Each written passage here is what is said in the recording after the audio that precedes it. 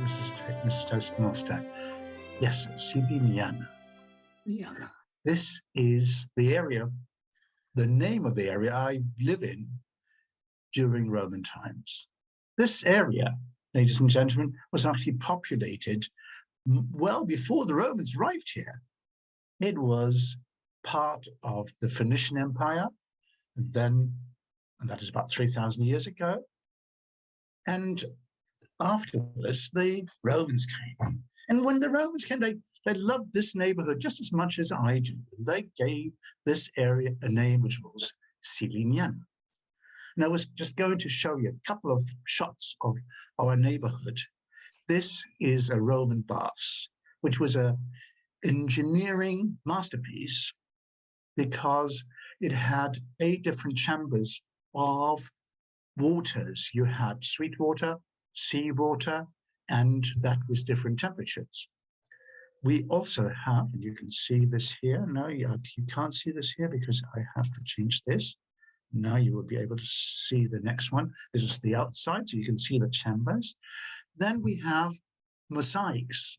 And again, they are absolutely outstanding because there are, and Muriel will love that, it's all themed on food and food preparation. Again, we're talking about 2,000 years ago. Look at this, isn't it just absolutely beautiful?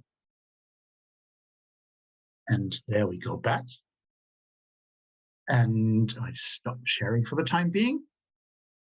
So I live in this neighborhood. That part of what you've seen is just in front of my doorstep. We're talking about a Roman basilica, an early Christian church, which dates back to the 6th century, which is just in front of our house. And we have a eucalyptus forest in front of our house, which covered the whole area.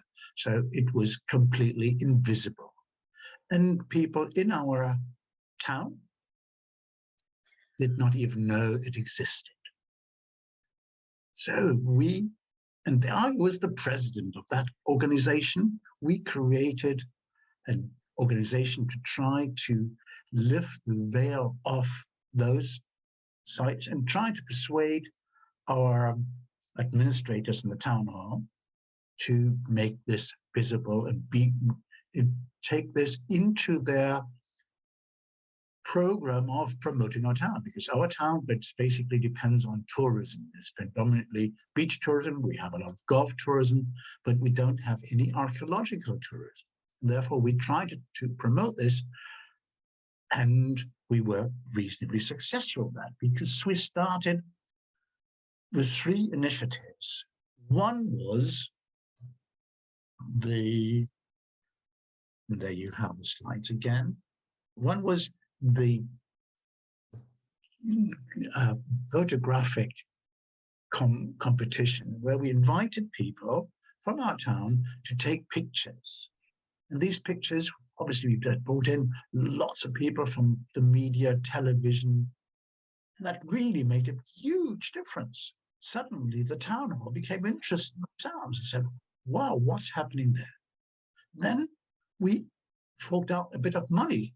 We paid, this was the first prize of somebody taking a picture of the baptistry of our early Christian church. And just to give you some sort of an idea, this baptistry is about 400 yards away from where I'm sitting now. So that is fairly close indeed. And so we started this competition. It really worked well. Suddenly the town hall became interested. And things changed. They cleared the area. They cleared a lot of the eucalyptus trees. It became a site, something that the town hall suddenly thought about as becoming important. It being an early Christian site means that when the Romans were here, there were no Christians.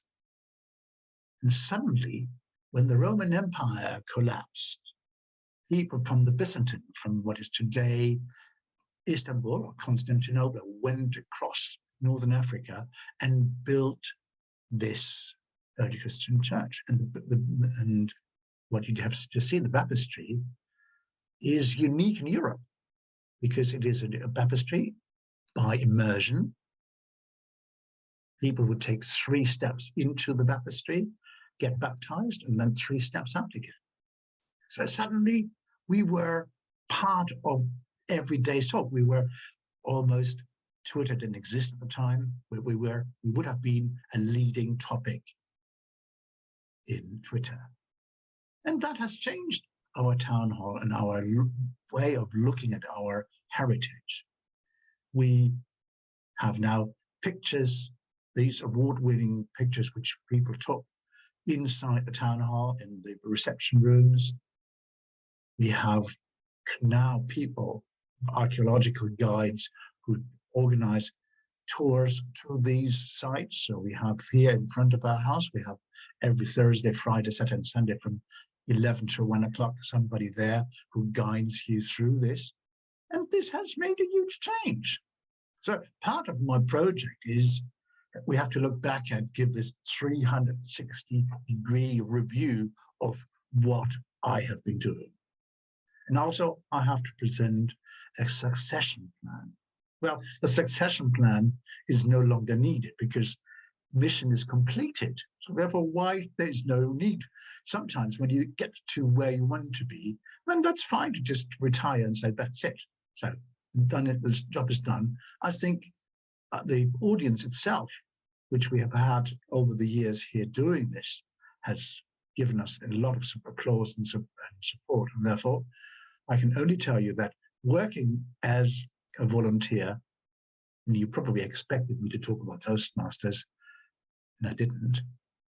Working as a volunteer can be very meaningful, and you can make, even though we don't think we can do it, we can make changes. We can even oblige large organisms to do these things. Just being there, continuing to work, be persistent, resilient, probably is the right word.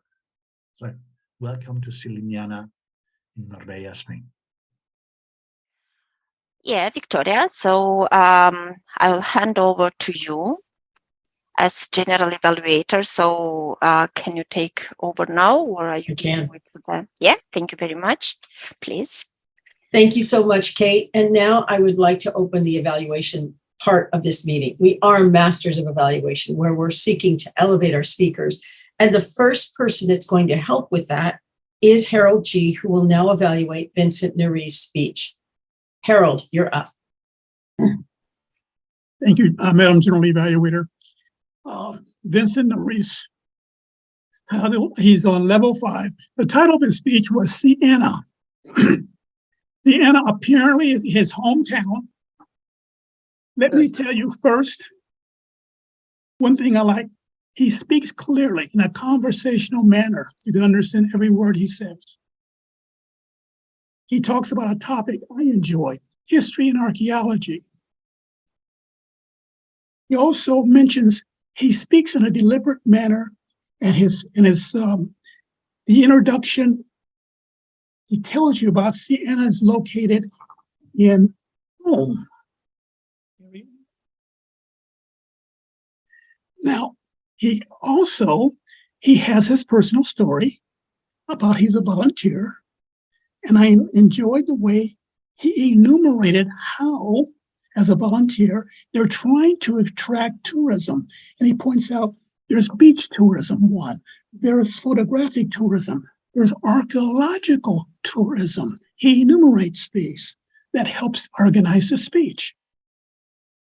His conclusion, he talks about succession and how he has accomplished what he wanted to do by generating or to help develop tourism in the local area. Now, how could this speech been more powerful? That's right, powerful. The word Ciliana, I'm in Los Angeles. He may assume I already know something about Ciliana. I would have suggested him point out, here is Italy. Here is the boot of Italy, or here is Spain. Have a picture, visual. And this is Ciliana. And it's a jewel because it's an ancient place. The Phoenicians had their civilization there. They have ancient mosaics. They have ancient churches.